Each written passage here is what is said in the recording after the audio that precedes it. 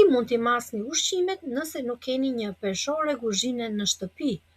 Matja e ushqimit pa peshore është një artë më vete dhe çdo kuzhinier shtëpie duhet ta zotërojë.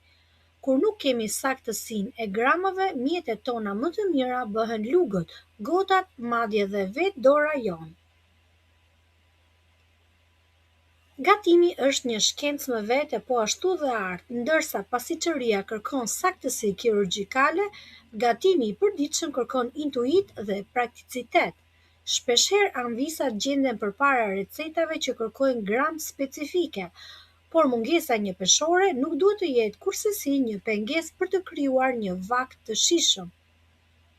Në fakt, përpara se peshoret digjitale të bëheshin të aksesueshme për të gjithë, gjyshet tona gatuanin mrekulli duke u bazuar te ndjesia dhe syri. Ky proces nuk është thjesht një hamendësim, por një metodë e vjetër që bazohet në standardizimin e enëve që të gjithë i kemi në shtëpi. Mjetet që do të kthehen në peshoren tuaj janë: gota e ujit, zakonisht 200 deri 250 ml. Luga e gjellës për sasi mesatare. Luga e kafes përdoret për erëzat dhe pluhurat. Filxhani i kafes për porcione të vogla. Dora juaj për matjen e porcioneve të proteinave dhe perimeve. Në këtë udhëzues do të mësojmë se si t'i kthejmë këto mjete të thjeshta në instrumente saktësie, duke kuptuar se një lugë miell nuk peshon njësoj si një lugë sheqeri apo vaj. Udhëzues praktik: konvertimi i enëve të kuzhinës në gram. Kur receta kërkon saktësi, por ju keni vetëm lugë dhe gota, përdorni këto ekuivalenca si rregulla të arta. Mbani mend, lëngjet mate me vëllim me mililitra, ndërsa përbërësit e thatë ndryshojnë në peshë, në gram sipas densitetit të tyre. Fuqia e lugëve. Kemi lugë gjelle dhe lugë çaj. Luga është mjeti më i shpejtë për sasi të vogla dhe për erëza. Luga e gjellës shërben si masë për lëngjet dhe yndyrnat. Ajo mban 15 ml lëng. Kur bëhet fjalë për miellin, një lugë e mbushur rregullisht peshon 10 deri 12 gram, ndërsa për gjalpin e butë llogaritet afërsisht 15 gram. Luga e çajit, ideale për kripën ose pluhurin pjekës. Ajo ka një kapacitet prej 5 ml. Filxhani dhe gota. Një filxhan standard kuzhine ka një kapacitet prej 240 ml. Për lëngjet, një filxhan i plot është masa standarde. Nëse ju kërkohet gjysmë filxhani, një filxhan kafeje turke i mbushur plot shërben si zëvendësues i shkëlqyer. Për të thatat, shërben grushti. Nëse nuk keni as filxhan, përdorni duart. Një grusht miell i mbledhur lirshëm është afërsisht sa gjysmë filxhani, 50 deri në 60 gram. Rrjedhimisht 2 grushte plotësojnë masën e një filxhani. Matja me njësi, frutat dhe vezët. Shpesh harrojmë se natyra na jep ushqimet në porcione gati të peshuara. Vezët. Një vezë mesatare është shpesh konstante prej 50-60 gram, pasi hiqet lëvozhga. Frutat. Një banane mesatare pa lëkurë peshon rreth 120 gram, ndërsa një mollë mesatare shkon afërsisht 150 gram. Kjo ju ndihmon shumë në përgatitjen e smoothie dhe ëmbëlsirave me fruta. Një këshill e artë. Në kuzhinë, konsistenca e masës është shpesh më e rëndësishme se gramat eksakte. Nëse proporcioni midis përbërësve mbetet i njëjtë, receta do të funksionojë gjithmonë. Për te numrave, gatimi i mirë bazohet në ekuilibër. Kur peshorja mungon, mjeti juaj më i fuqishëm është vëzhgimi dhe prekja. Rregulli i artë: përdorni të njëjtën masë. Nëse vendosni të përdorni një filxhan kafeje si njësi matse, përdorni atë në të gjithë përbërësit e recetës. Pse? Sepse edhe nëse filxhani juaj nuk është fiks 240 ml, proporcioni midis ujit, miellit dhe sheqerit do të mbetet i saktë. Kjo siguron që struktura e pjatës të jetë ekuilibruar dhe shija të mos ndryshojë. Metoda pak e nga pak.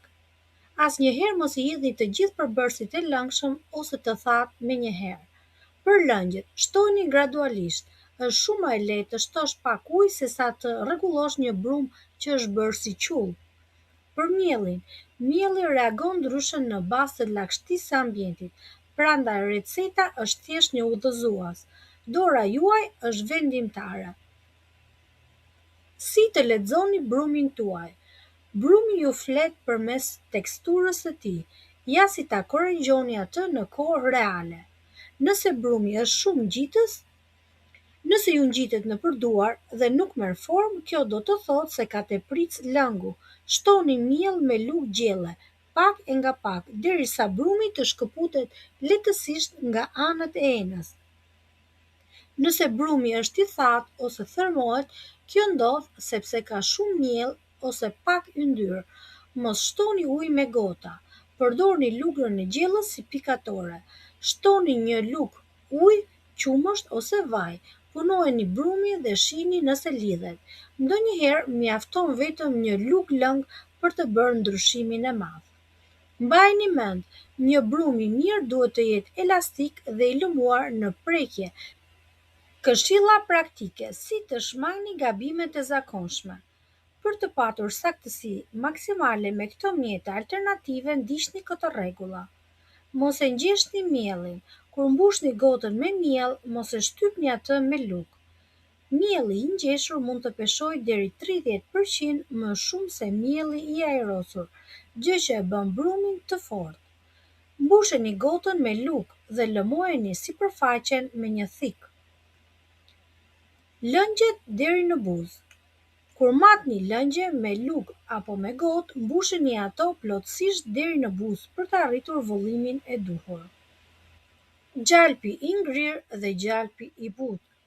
Gjalpin është më lehtë ta matni me lugë kur është në temperaturë ambienti. Nëse është i ftohtë, llogaritni 1 kubik sa madhësia e gishtit të madh për rreth 10-12 gram.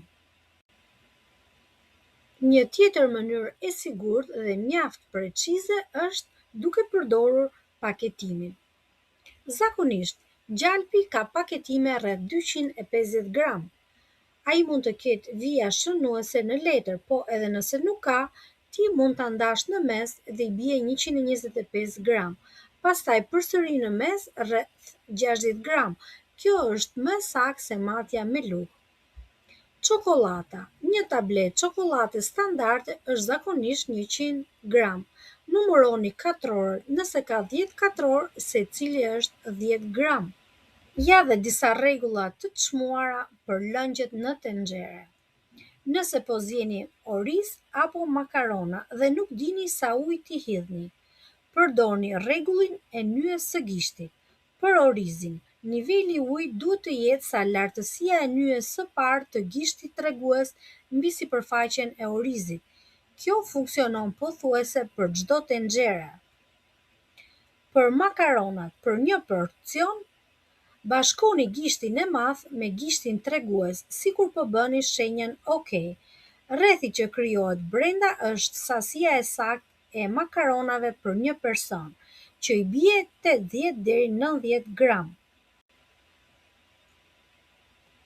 Për makaronat e shkurtra, 2 grushte të bashkuara si formë kupe janë përafërsisht 75 deri në 80 gram, një porcion ideal për të rritur. Bëni kujdes me kripën. Kripa e imët peshon më shumë në vëllim se kripa e trash.